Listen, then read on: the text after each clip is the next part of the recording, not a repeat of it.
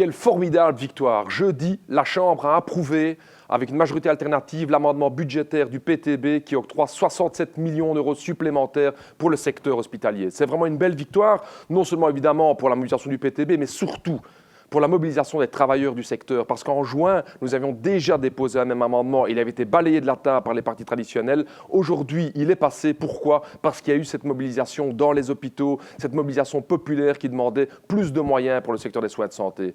Parce que plus de moyens sont nécessaires. Moi, j'entends tous les jours des travailleurs des soins de santé, des infirmiers, des infirmières, des brancardiers qui me disent, des gens dans les maisons de repos qui me disent, Raoul, on ne peut pas continuer comme ça. On ne peut pas avoir une telle pression au travail. On travaille avec des gens. On a une flexibilité qui augmente de plus en plus. On travaille en équipe 6-2, 2-10 la nuit. Et tout ça pour des salaires qui ne sont pas dignes. Donc cette mobilisation est évidemment juste et c'est la raison pour laquelle il fallait octroyer ces 67 millions supplémentaires. Alors j'entends déjà les partis de droite me dire « Oh mais écoute Raoul, c'est irresponsable, il n'y a pas d'argent, on ne peut pas donner cet argent au secteur hospitalier. » Mais c'est quoi cette affaire? Moi je vois qu'il n'y a aucun problème pour donner des ristournes fiscales à coût de milliards aux entreprises pharmaceutiques comme les GSK, les Janssen Pharmaceuticals. Il n'y a pas de problème, mais quand il s'agit de trouver 67 millions pour les travailleurs, on ne les trouverait pas. Nous, on n'est pas comme ça au PTB. Et c'est la raison pour laquelle j'appelle tout le monde à rester vigilant, à rester mobilisé. Parce que jeudi passé, l'amendement est passé en plénière, mais il doit repasser la semaine prochaine au niveau du Parlement. Et je vois déjà les partis de droite essayer de venir avec des petites ficelles, comme ils ont l'habitude de venir, pour essayer de nous enlever cet amendement. Ils n'y arriveront pas.